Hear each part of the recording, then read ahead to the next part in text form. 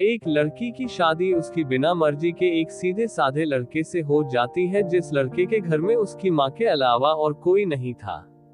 दहेज में लड़के को बहुत सारा सामान और पैसे भी मिले थे, लेकिन लड़की किसी और लड़के से बेहद प्यार करती थी। अब लड़की की शादी बिना मर्जी के तो हो ही गई थी और अब वह अपने ससुराल आ गई थी। तभी सुहागरात के वक्त लड़का दूध लेकर कमरे में आता है और उस लड़की यानी अपनी पत्नी के पास बैठ जाता है। तभी उसकी पत्नी गुस्से से अपने पति से कहती है, क्या तुम मुझे अकेला छोड़ सकते हो? उसकी ये बात सुनकर उसका पति बहुत दुखी होता है, लेकिन फिर भी वह खुशी खुशी ये कहता है, नहीं तुम आराम करो, मैं तो सिर्फ तुम्हारे लिए दूध लेकर आया था। ये कहकर वह कमरे से बाहर चला जाता है। लड़की मन मारकर ही रह जाती है, क्योंकि लड़की चाहती थी कि उसने झगड़ा क्यों नहीं किया ताकि वो उस गवार से तलाक ले सके। अब लड़की को ससुराल में 3-4 दिन हो गए थे, मगर वो तो बस पूरा दिन फोन पर बॉयफ्रेंड से बात करती थी और उधर लड़के की माँ बिना शिकायत करे दिन भर घर का सारा काम करती थी। वह सबके लिए खाना भी खुद ही बनाती थी। फिर भी उसकी माँ के चेहरे पर हर वक्त मुस्कुराहट ही रहती थी। लड़का एक कंपनी में छोटी सी नौकरी करता था। वह बेहद ही ईमानदार और मेहनती था।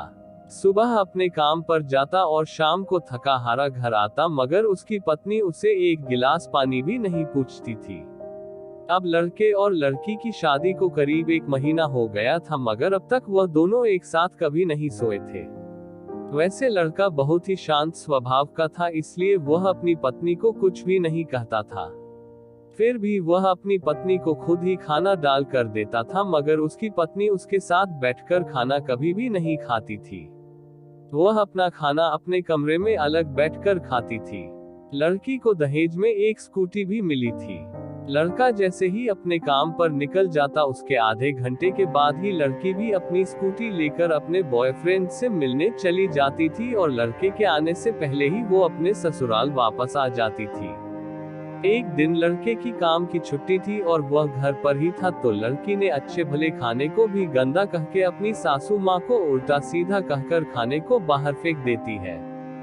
ये सब देखकर लड़के को बहुत ही गुस्सा आता है और वह गुस्से में अपनी पत्नी पर हाथ उठा देता है, मगर उसकी माँ फिर भी अपने बेटे को ही डांटती है। इधर लड़की को झगड़े का एक बहाना ही चाहिए था, जो कि उसे मिल गया था। तभी वो बिना बोले अपनी स्कूटी लेकर अपने बॉयफ्रेंड के पास चली जाती है और अपने बॉयफ्रेंड के पास जाकर कहती है कि अब एक पल भी मुझे उस घर में नहीं रहना, आज उस गवार ने मुझ पर हाथ उठाकर अच्छा नहीं किया। तभी उसका बॉयफ्रेंड कहता है, अरे तुमसे तो मैं कब से कहता हूँ कि तुम भाग चलो मेरे साथ कहीं दूर, मगर तुम हो कि आजकल पे ही लगी रहती। तब लड़की कहती है कि शादी के दिन मैं तुम्हारे पास आई थी तो तुम ही ने तो वापस घर लौटाया था मुझे। बॉयफ्रेंड ने कहा, खाली हाथ हम दोनों कहाँ तक भागेंगे, तुम ही बोलो, मैंने तुमसे कहा था कि कुछ पैसे और गहने साथ ले लो और तुम हो कि खाली हाथ ही मेरे पास आ गई थी। आखिर दूर एक नई जगह में जिंदगी की शुरुआत करने के लिए पैसे तो चाहिए ना। और हाँ एक बात और, जब भी मैं तुम्हारे पास आता हूँ और तुम्हें छूना चाहता हूँ तभी तुम्हारे नखरे हो जाते हैं और बस यही कहती रहती हो कि ये प्यार प्रेम शादी के बाद ही होगा।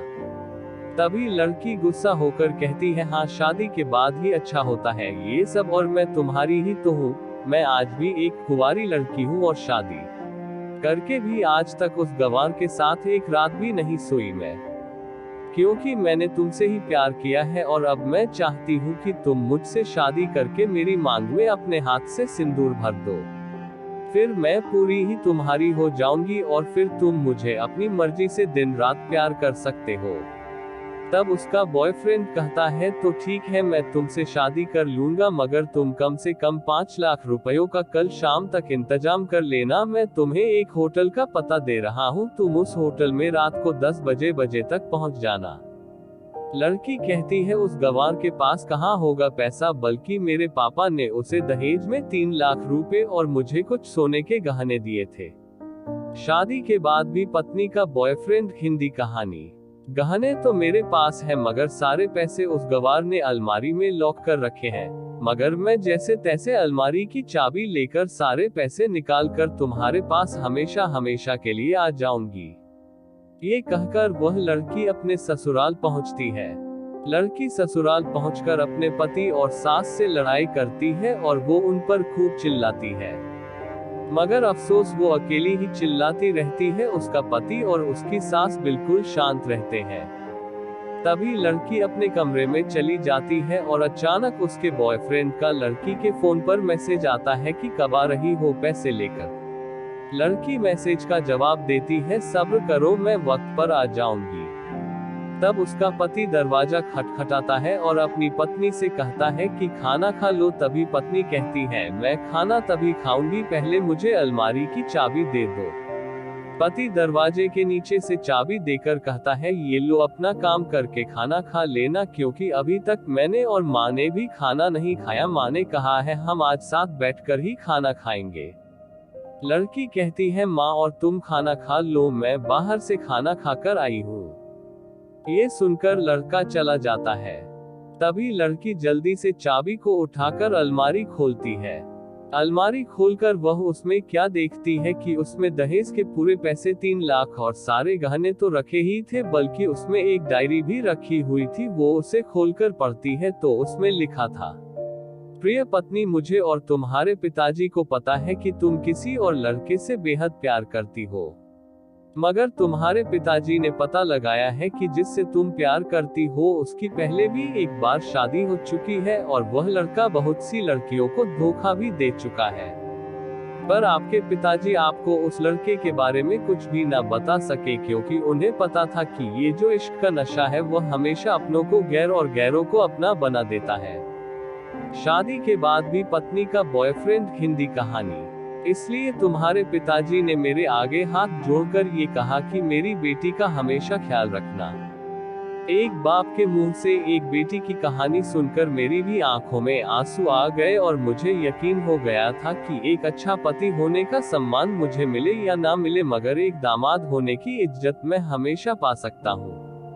और मुझे दहेज में मिले सारे पैसे और सोने के गहने मैंने तुम्हारी अलमारी में रख दिए हैं, क्योंकि दहेज के नाम से मुझे नफरत हो चुकी थी। इस दहेज के ही कारण मैंने अपनी बहन और पिता को खोया था, और मेरे पिता के अंतिम शब्द भी यही थे कि किसी बेटी के बाप से कभी 1 रुपया भी दहेज ना लेना। और उस डायरी में ये भी लिखा था कि तुम मुझसे आजाद हो और तुम कहीं भी जा सकती हो। डायरी के बीच के पन्नों में तलाक के पेपर रखे हैं, जहां मैंने पहले ही अपने साइन कर दिए हैं। जब तुम्हें लगे कि अब इस गवार के साथ नहीं रहना, तब तुम भी इस तलाक के पेपर पर साइन करके अपने सारे पैसे और जेवर लेकर जा सकती हो। लड़की डायरी पढ़कर हैरान थी और परेशान भी थी।